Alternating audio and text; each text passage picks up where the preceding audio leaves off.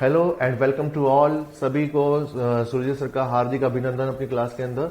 और कैसे हैं guys? All well, everything's fine, I hope so कि आपको वीडियोस मिल रही होंगे, प्रॉपरली आप उनको चेक कर रहे होंगे और आपको अच्छे लग रहे होंगे साइंस पार्ट के साथ।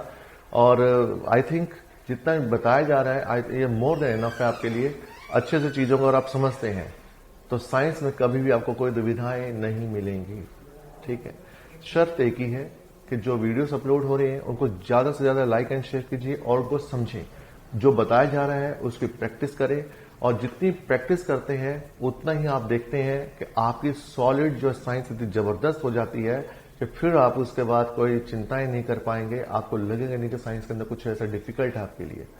ठीक है, जितनी भी चीजें आपको डिस्कस की जा रही है ये एग्जाम्स में आई है और जो लोग वीडियोस देख करके और उसके बाद मॉक टेस्ट कर देख पा रहे हैं, कुछ के बाद मैं भी अपनी सीरीज भी कुछ डालूंगा तो आप देखेंगे आपको बहुत ही कंफर्टेबल फील करेंगे इनके साथ।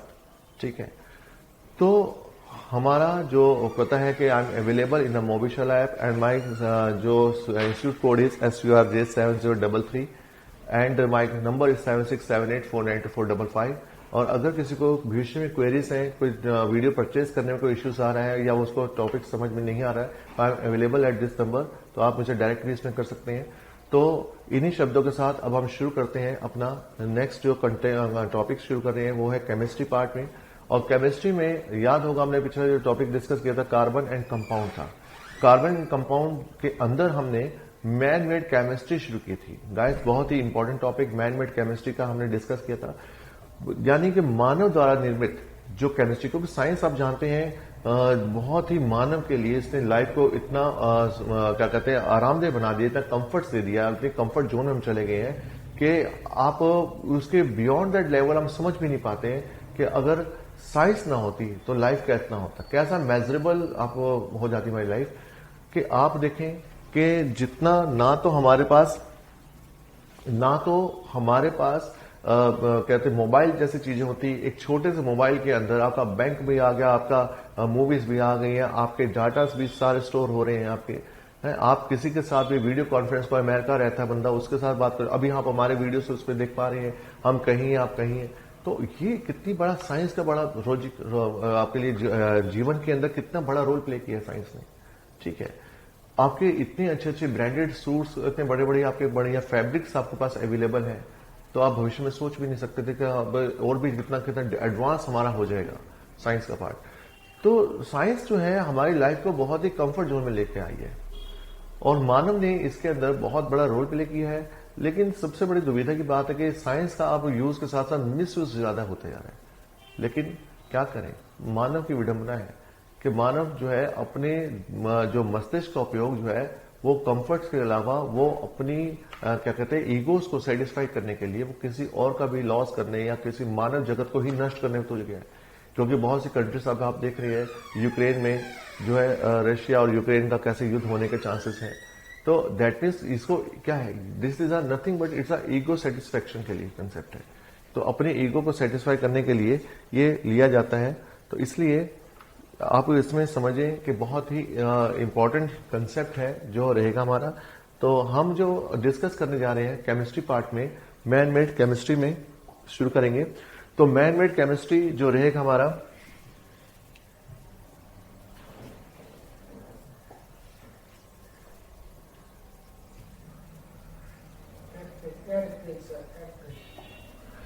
तो इसमें मैन मेड केमिस्ट्री में देखें, इसमें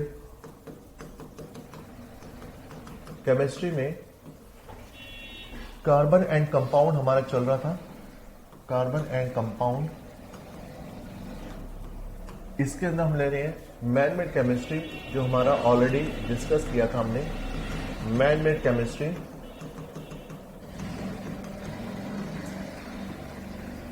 ठीक है, मैन मेड केमिस्ट्री बहुत बड़ा रोल प्ले कर रहा है इसके अंदर। जैसे हम एग्जांपल के लिए समझते हैं, हमने पिछली क्लास में डिस्कस किया था जैसे साबुन या डिटर्जेंट का निर्माण, हमने बताया था साबुन जो निर्माण होता है ये sodium salt of higher fatty acids, उच्च साधारणीय वसीय अम्ल होते हैं सोडियम पोटेशियम के, जो हमने पिछली क्लास में डिस्कस भी किए थे आपसे।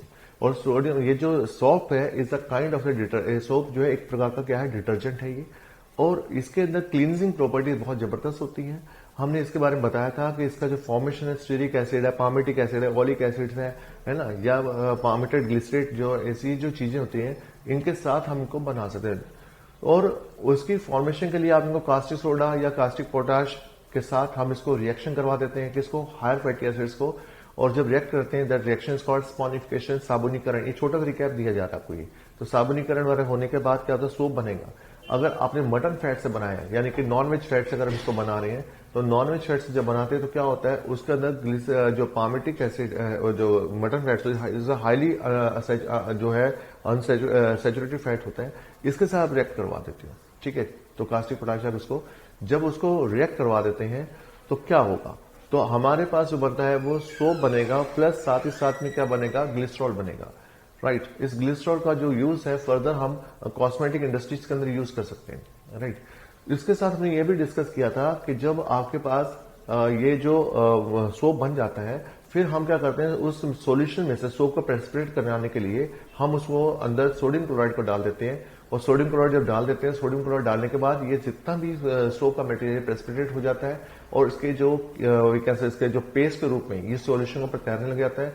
लेटर और उसको रिमूव किया जाता है वहां से, और जो सॉल्यूशन बचता है उसके अंदर सोडियम क्लोराइड और ग्लिसरॉल बच जाता है, जिसको फिर बाद में अलग अलग पर्पज के लिए यूज करते हैं। ये जो सोप बन गया, अब इसके अंदर हम इसको पेस्ट के जो है इसको हम केक्स वगैरह बना के इसको शेप अलग अलग बना करके फ्रेग्रेंस डलवा करके हम इसको यूज कर सकते हैं।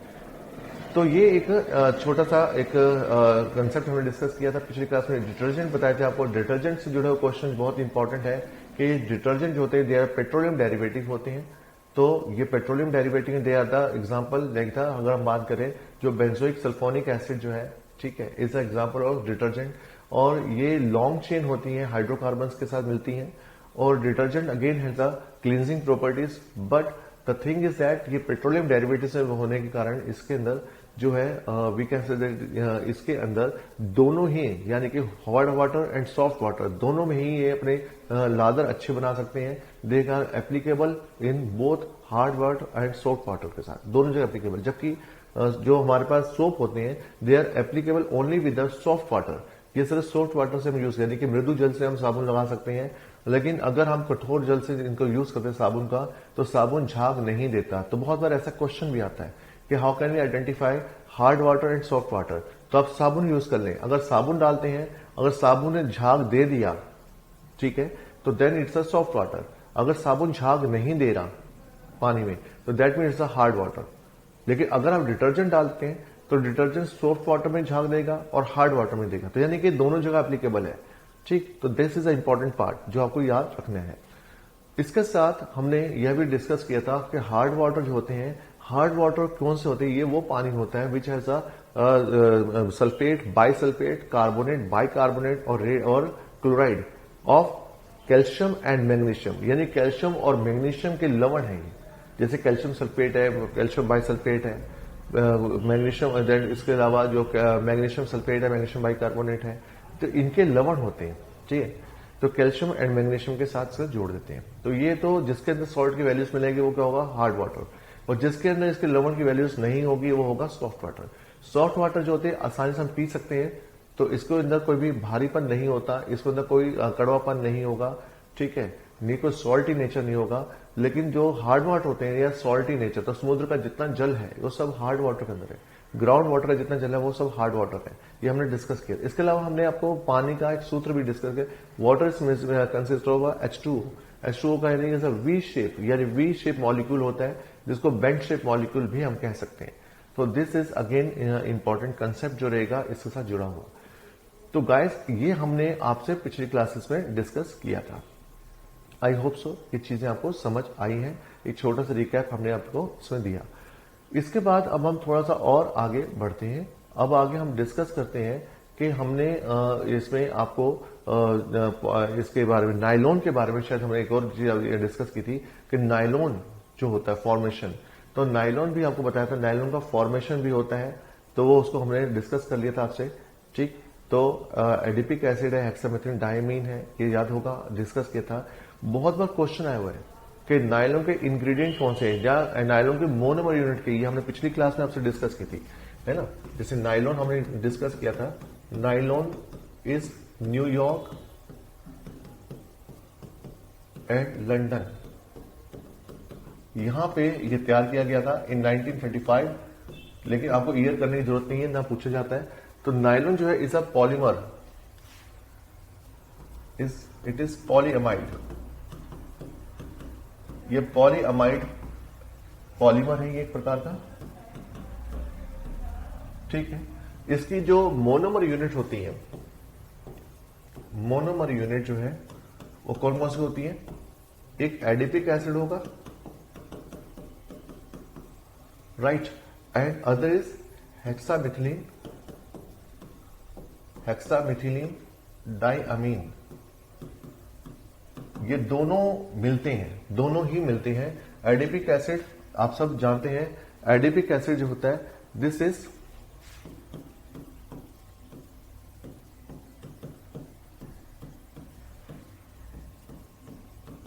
जबकि अगर हम बात करें hexamethylene diamine, this is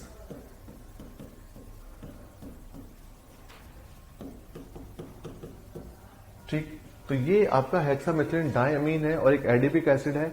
in दोनों को, यानी कि दोनों क्या है, मोनोमर यूनिट है। जब इन दोनों को आप रिएक्ट कराते हैं तो क्या मिलता है आपको? आपको मिलता है नायलॉन, ठीक। तो इसके बारे में हम पहले करवा चुके हैं आपको, इसलिए इसका पूरा रिएक्शन नहीं कर रहे हैं। तो नायलॉन हमारा हो चुका है। तो लेकिन आपको बताया था नायलॉन जो होता है एक ऐसा फैब्रिक है, एक ऐसा मटेरियल है जो कि रिंकल फ्री होता है, इसमें रिंकल्स नहीं बनते। इसके अलावा it is a moth free, यानी इसमें कीड़े भी नहीं लगते, ठीक है। ये वाटर को भी अच्छे से, इसमें आपको मालूम है ये ड्राइव जल्दी होता है, यानी कि पानी को जल्दी सोखता है और उसका पानी का जो है जल्दी से ड्राइव हो जाता है, तो जल्दी सूख भी जाता है। इसको बार बार आयरनिंग करने की जरूरत नहीं, आपको बार बार प्रेस करने की जरूरत नहीं होती है, ठीक है। लेकिन इसमें सिर्फ सा ड्रॉबैक क्या, और ये क्या है, ये दैट मीन्स आप जो यूज करते हैं तो उसको पहनने के बाद उसको निकालते हैं तो अपने ओरिजिनल शेप में आ जाता है। तो यानी स्ट्रेचेबल होता है, यानी इससे रेजिस्टेंस भी होती है, स्ट्रेचेबल भी होता है। और इसके अलावा इसका जो इस्तेमाल है वो रस्सी बनाने के लिए भी किया जाता है, हमने डिस्कस किया था। पैराशूट्स बनाने में, कपड़े बनाने के अंदर इसका यूज होता है। ये इसके बारे में नायलॉन के बारे में हम डिस्कस कर चुके हैं आपसे, ठीक है। अब हम जो इसमें जो नेक्स्ट बात करते हैं फैब्रिक की, यानी कि जो फाइबर है उसकी बात करें तो फाइबर्स में हमने डिस्कस किया था आपसे। नेक्स्ट जो फाइबर है वो है पॉलिएस्टर, पॉलिएस्टर, ठीक है। पॉलिएस्टर यानी कि नाम से समझ में आ गया, poly means many, esters means ester group, ठीक है। तो इसमें जो यूनिट्स होती हैं, यानी मोनोमर यूनिट्स हैं, वो एस्टर ग्रुप की होती हैं, ठीक। तो ये पॉलिएस्टर के रूप में यूज किया जाएगा। इसमें पूछा जाता है कि इसमें मोनोमर यूनिट कौन सी है, तो इसकी जो मोनोमर यूनिट बनेगी,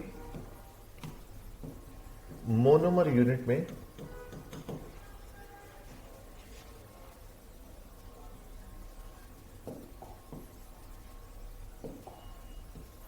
इसकी जो मोनोमर यूनिट आएगी, वन इज पैथेलिक एसिड,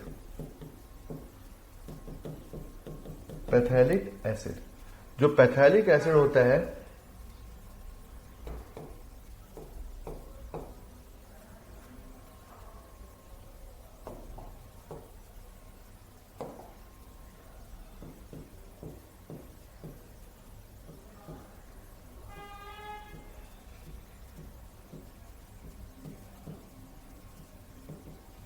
तो दिस इज पैथेलिक एसिड है, बेंजीन पैथोलिक एसिड कहते हैं इसको। तो ये इसके साथ ये रहेगा। और दूसरा जो है ethylene glycol, ethylene glycol, that is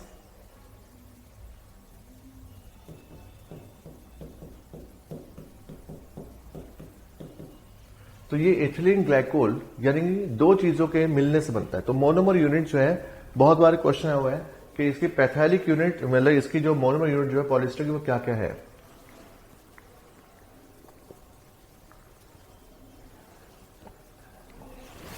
तो गाइस इसकी जो यूनिट्स होती हैं, अगर हम बात करें कि पॉलिएस्टर का मोनोमर यूनिट क्या है, तो पॉलिएस्टर का जो मोनोमर यूनिट है वो एक तो मिलेगा आपको पैथेलिक एसिड, बेंजीन पैथेलिक एसिड, और इसका सूत्र लिखा आपके सामने। दूसरा क्या होगा, वो रहेगा हमारे पास इथिलीन ग्लाइकोल। जब आप इन दोनों को रिएक्ट करवा देते हैं, जब आप इन दोनों को रिएक्ट करा देते हैं तो आपको क्या मिलता है, तो आपको मिलता है पॉलिएस्टर, ठीक है। तो जैसे अगर हम एक रिएक्शन की फॉर्म में भी देखें,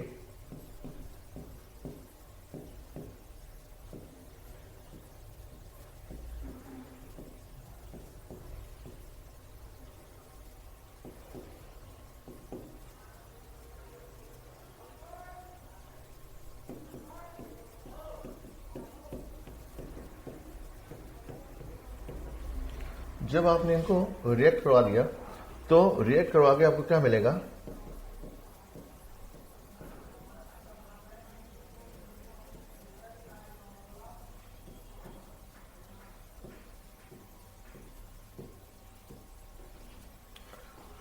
इसमें जो बॉन्ड है वो स्प्लिट करेगा हाइड्रोजन के बीच में, और ये हाइड्रोजन एंड दिस वन आपस में ये रिएक्शन का हो जाएगा,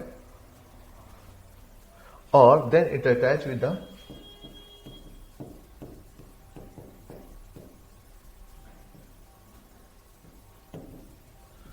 राइट। तो ये हमारे पास जो कंपाउंड बन रहा है, this one is a compound, और साथ में वाटर मॉलिक्यूल का लॉस होगा, राइट। तो दिस इज अ पॉलिस्टर, एक एस्टर ग्रुप बन गया, ठीक है। तो एक एस्टर ग्रुप बन गया, क्योंकि अगर आपको याद होगा हमने डिस्कस किया था एस्टर ग्रुप जो है उसका जो फॉर्मूला आता है वो क्या होता है, RCOOR, ठीक है। तो दैट मीन्स RCOOR के साथ जुड़ेगा, तो ये हमारे पास एक एस्टर का फॉर्मूला है।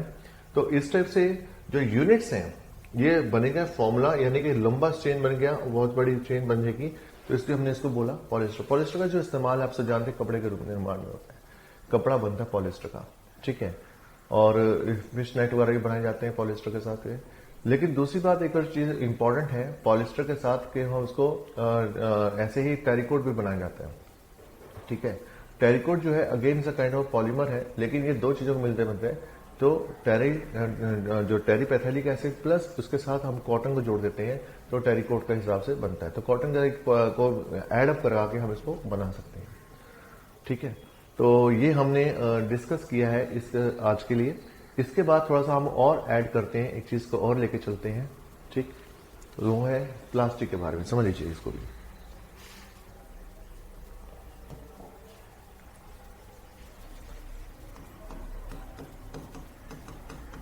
जो प्लास्टिक्स होते हैं, प्लास्टिक्स जो है ये भी आपका काफी इंपॉर्टेंट पार्ट है प्लास्टिक्स से जुड़ा हुआ।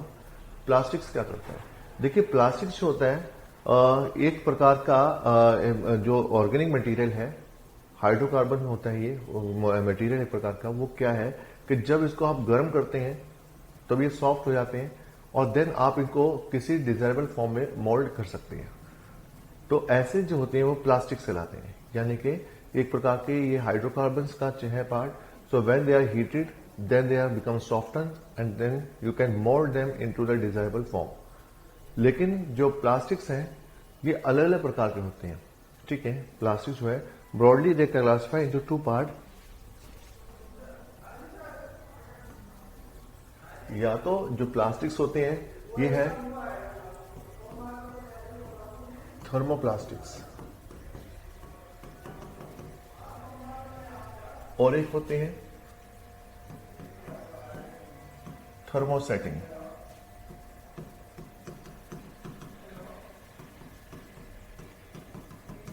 ठीक है। एक होते हैं थर्मोप्लास्टिक, एक होते हैं थर्मोसेटिंग प्लास्टिक। ताप उत्क्रमणीय, और एक होते ताप उत्क्रमणीय। जैसे नाम से समझ जाएंगे, जो थर्मोप्लास्टिक होते हैं on heating they become softened,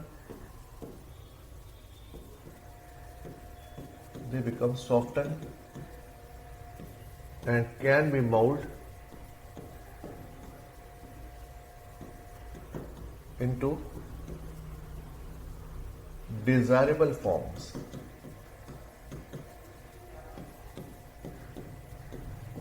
Again and again.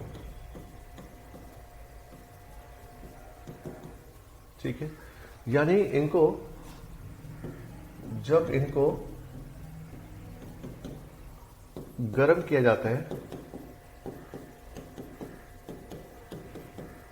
तो ये पिघल जाते हैं तथा दोबारा इनको मनचाही अवस्था में बदला जा सकता है।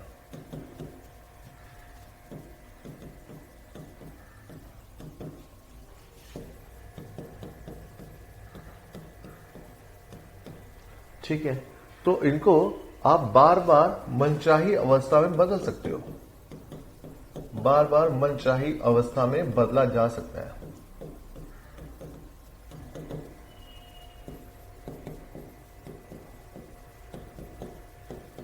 अगेन एंड अगेन रिपीटेडली हम इसको कर सकते हैं। दैट मीन्स इनका जो है रिसाइकलिंग इज पॉसिबल, या हम कह सकते हैं इनका जो रिसाइकलिंग जो है इज पॉसिबल, या दैट्स को पुनः चक्रण,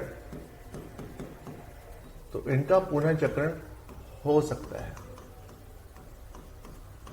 ठीक है, तो बच्चों बहुत इंपॉर्टेंट चीजें हैं, इसका पुनः चक्रण करा सकते हैं, इनको दोबारा से रिमोल्ड किया जा सकता है। यानी एक बार प्लास्टिक का अपना बन गया, उसके बाद अगर आपका मन कर रहा है इसको दोबारा से चेंज लाने का, तो आप इंडस्ट्रीज में इनको दोबारा से भेजकर इनको गर्म किया जाता है, पिघला करके इनको फिर से मन चाहे रूप में ढाला जा सकता है। Recycling is possible.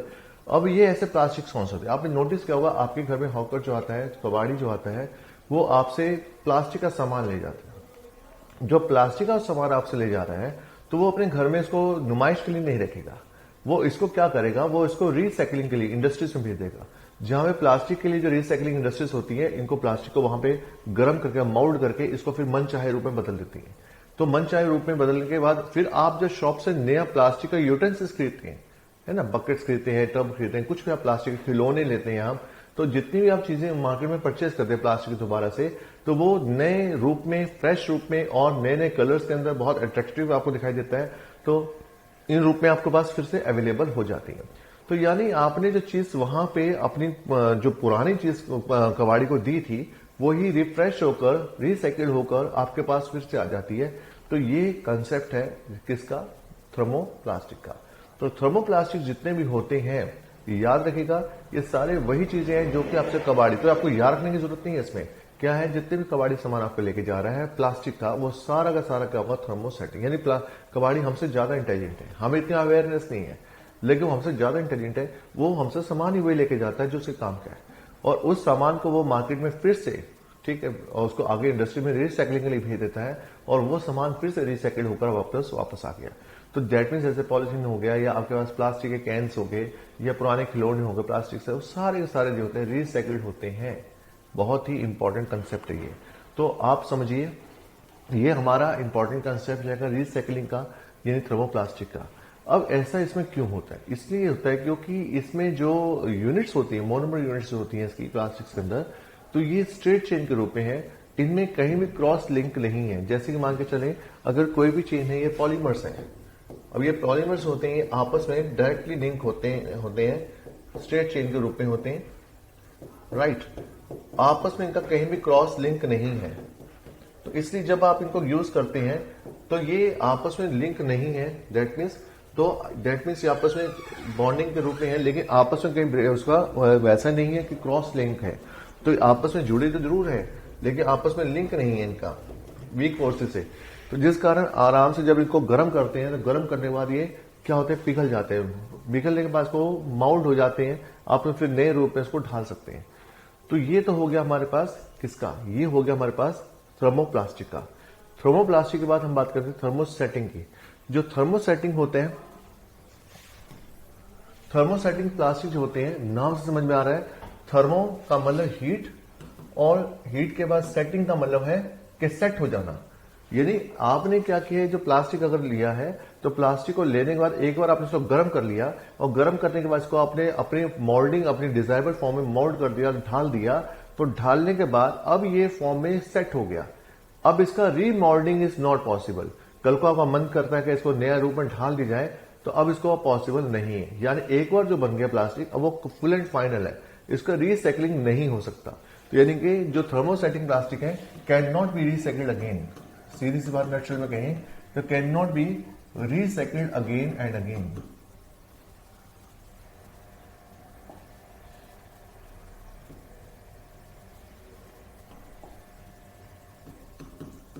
Can not be recycled again and again. तो इनको दोबारा पुनः चक्रण संभव नहीं होता। ठीक है, तो आपका जो थर्मोसेटिंग प्लास्टिक है इसका पुनः चक्रण नहीं है, यानी when they are Heaton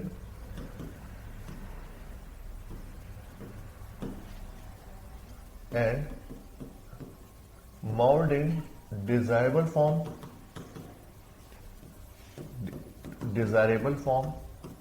cannot be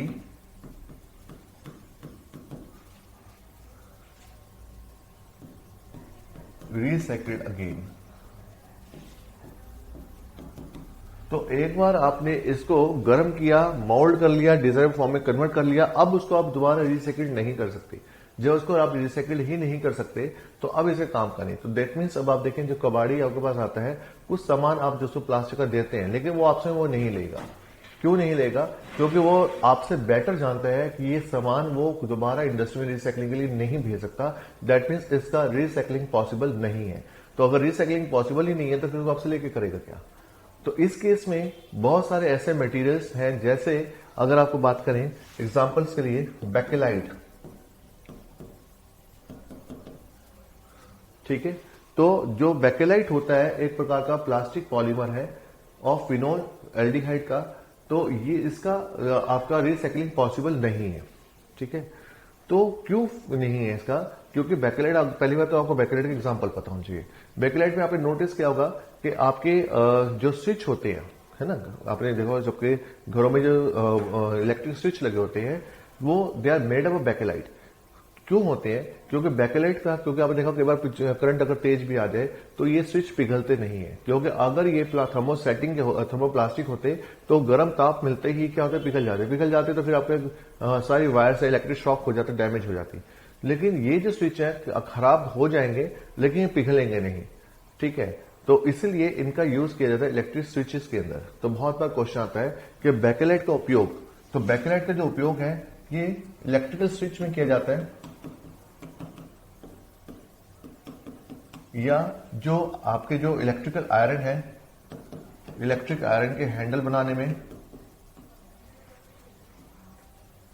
समझ रहे हैं? जो आपकी इलेक्ट्रिक प्रेस होती है, तो इलेक्ट्रिक प्रेस का जो हैंडल होता है वो किसका बना हुआ है? वो टेटिकल, वो आपका बेकेलाइट का बना हुआ है। सो जो इलेक्ट्रिक प्रेस है, तो इलेक्ट्रिक आयरन का जो हैंडल है वो उसका बना हुआ है। या आपके जो प्रेशर कुकर के हैंडल्स हैं, प्रेशर कुकर के हैंडल्स होते हैं, वो भी किसके बने हैं? बेकेलाइट के बने हुए। तो बेकेलाइट, या आपने देखा हो जो आपने कंप्यूटर की जो आपके पास कैबिनेट होती है, या पुराने जो आपने कहा जो टीवी होता है, टीवी की जो कैबिनेट होती है, अगर टीवी खराब हो जाता है तो अगर आप उसको कबाड़ी को देते हैं तो वो आपको सिर्फ उसको टीवी को आपके साथ तोड़ देगा, उसमें से इंपॉर्टेंट चीजें निकाल लेगा। तो उसका जो कैबिनेट है वो भी किसका बना है? बेकेलाइट का बना। कंप्यूटर का जो आपका जो उसकी कैबिनेट बनी होती है वो भी किसकी बनी है? वो भी आपकी बेकेलाइट की बनी है। तो बेकेलाइट जो मटेरियल होता है इसकी रिसाइकलिंग संभव नहीं है, तो इसलिए इसको सब ब्रेक करके तोड़ दिया जाता है, फेंक दिया जाता है इसको। तो लेकिन इसके जो थर्मोप्लास्टिक वाली हमने बात की, इसकी रिसाइकलिंग पॉसिबल है। तो दिस इज इंपॉर्टेंट कंसेप्ट। तो दैट मीन्स ऐसे ही क्वेश्चंस आपको दिए जा सकते हैं। और इसमें एक चीज और पूछी जाती है कि ये ऐसा क्यों है? ऐसा इसलिए होता है क्योंकि जो बेकेलाइट होते हैं इनके अंदर क्रॉस लिंक्स पाए जाते हैं। क्रॉस लिंक्स चेंज होने के कारण ये आपस में स्ट्रांगली बाउंडेड होती हैं और ये आसानी से फिर पिघलती नहीं है, मोल्डिंग नहीं हो पाती इनकी। तो ये डिफरेंस है थर्मोप्लास्टिक और थर्मोसेटिंग प्लास्टिक में। जैसे कि एग्जांपल के लिए आप देखें, जैसे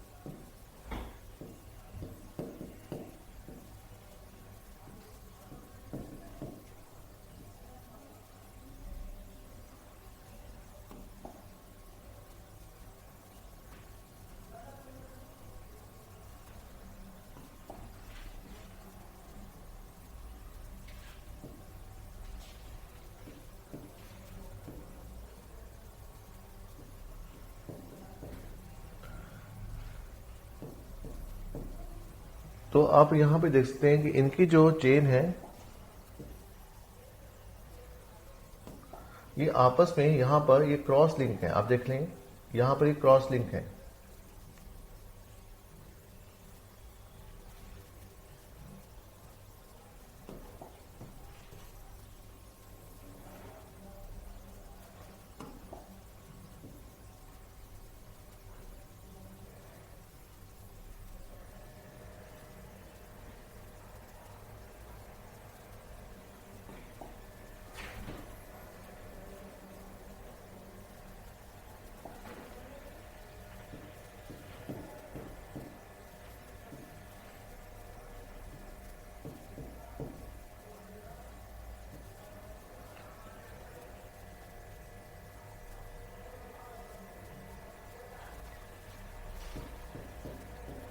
तो यहाँ पे जो कुल मिलाकर यहाँ पर है कि ये आपस में क्रॉस लिंक होने के कारण इनका आप जो दोबारा इनकी मेल्टिंग नहीं हो सकती, और इसलिए जो बेकेलाइट है इसको हम कंसीडर करते हैं कि ये थर्मोसेटिंग है।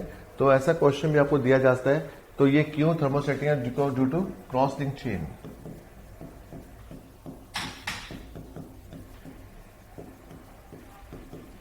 तो क्रॉस लिंक चेन के कारण इसका थर्मोस्टैटिक नहीं है कि आपको इसको ये फॉर्मूला बनाने की जरूरत नहीं है, आपको सिर्फ पता होना चाहिए कि इसमें क्रॉस लिंक चेन होने के कारण ही ये आपस में ये मोल्डिंग नहीं हो सकती, जबकि ये क्रॉस लिंक चेन नहीं थी इसलिए इनका मोल्डिंग संभव है।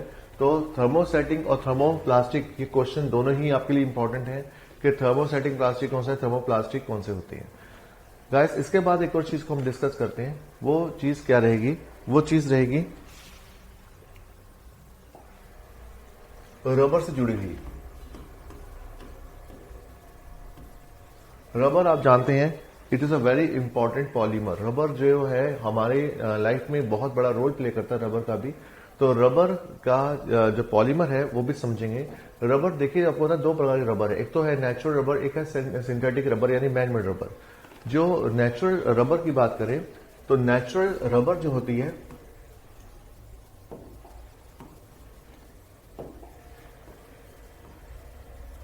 एक नेचुरल रबर है और एक मैन मेड है, ठीक है। जो नेचुरल रबर है प्राकृतिक रबर होती है। तो प्राकृतिक रबर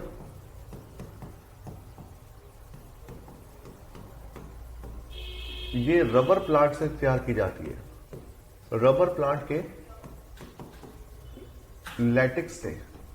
तो रबर प्लांट का जो लैटेक्स होता है इसे तैयार से प्राप्त की जाती है।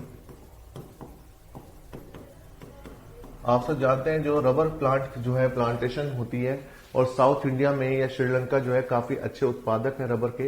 इसे रबर प्लांट जो है उसको लगाया जाता है। हेवियर नाम का प्लांट होता है, बॉटनिकल नेम है इसका। तो उसको हम जब लगाते हैं तो उसके बाद वहां जब रबर की प्राप्ति करनी होती है तो एक छोटा सा कट लगाया जाता है, वहां से व्हाइट कलर का केमिकल रिलीज होता है, इसको कलेक्ट किया जाता है, वो लैटेक्स होता है। उस लैटेक्स से बाद में सब रबर को तैयार करती है। अब लैटेक्स से रबर को तैयार किया था, इसमें जब काम का जो क्वेश्चन जनरेट होता है गाइस, वो क्वेश्चन क्या है? क्वेश्चन ये है कि जो रबर नेचुरल रबर है इसका जो मोनोमर यूनिट है वो क्या है। तो देखिए जो रबर है नेचुरल रबर, इसकी जो मोनोमर यूनिट होती है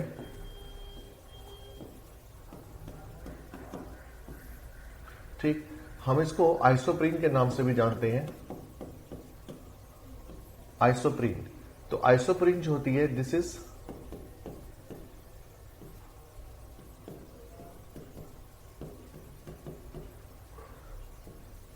दैट मीन्स यहां पर राइट। तो यहां पर आप देखें मिथाइल ग्रुप जुड़ा है तो इसको हम 2 मिथाइल ब्यूटाडीन, जो 1 2 3 और एक 4 कार्बन जुड़े हुए हैं। तो 4 कार्बन वालों को पेरेंट चेन में 4 कार्बन को क्या बोले? But, right.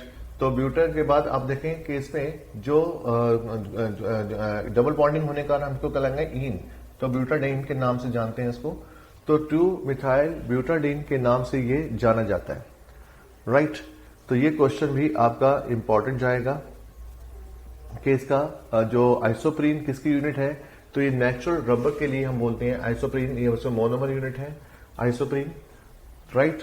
और नेचुरल रबर जो होता है ये बेसिकली ये स्टिकी होता है और इसकी टेंसिल स्ट्रेंथ भी बहुत कम होती है।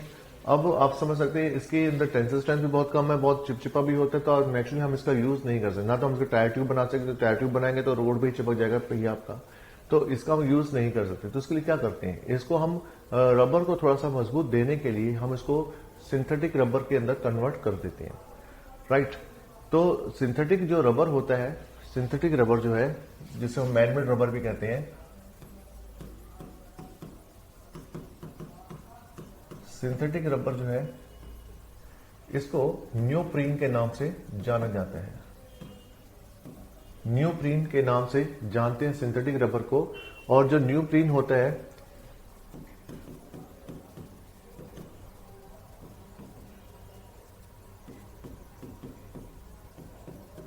तो दिस इज कॉल्ड 2-chloro-butadiene।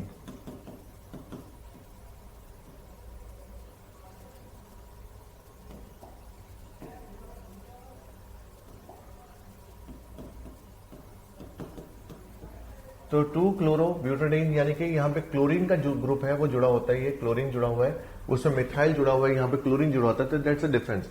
तो सिंथेटिक रबर जिसको हम बहुत बार क्वेश्चन, न्यूप्रीन, न्यूप्रीन क्या है, तो neoprene is for the synthetic rubber के लिए कहा जाता है, और आइसोप्रीन जो होता है वो है मैनमेड रबर के लिए।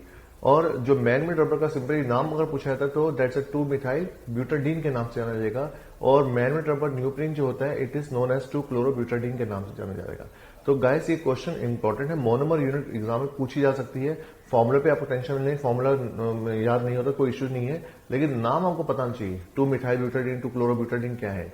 तो ये एक मैनमेड रबर है और एक है नेचुरल रबर। दूसरी चीज क्या होता है कि हम इसको और बेहतर करने के लिए, ठीक है,